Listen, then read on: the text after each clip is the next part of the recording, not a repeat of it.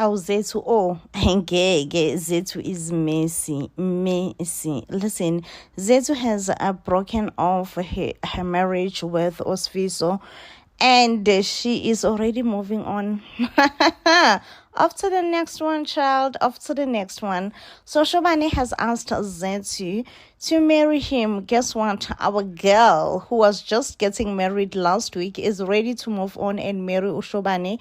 It is said that when Osfiso find out the news of Shobani's proposal, he will definitely lose it. Go confront Ushobane and it will get messy.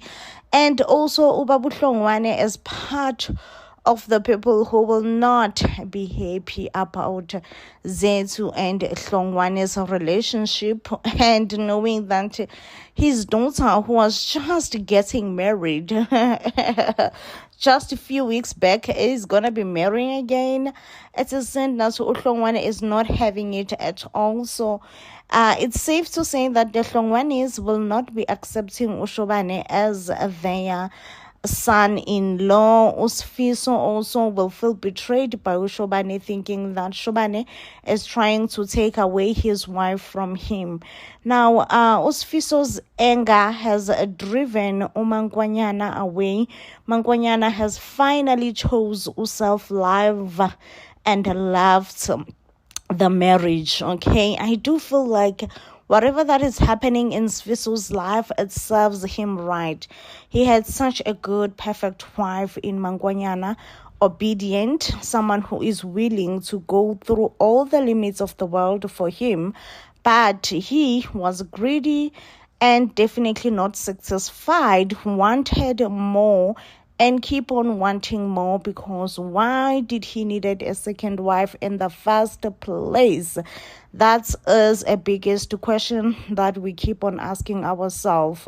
Okay, of course he did hide around the ancestors, this and the other thing. But whatever it is, I feel like it serves him right that Mangwanyana has decided to leave him.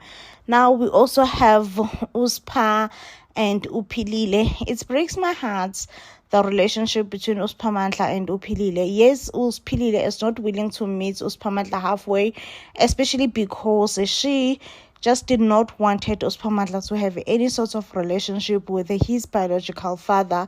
But I feel like ever since Uspamandla has found a sense of belonging in Ngaraji and in the Hlongwane family, knowing that he belongs within the Hlongwane family, it seems like almost all his life, that's the only thing he has ever longed for, to belong.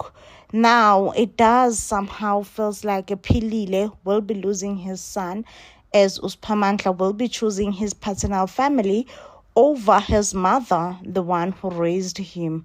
Sad, Gesana, I am so sad, but I wish Upilile would also say why he has, or rather she has, this huge grudge over Ungaraji and just not allowing Ungaraji to be part of Uspamandla's life.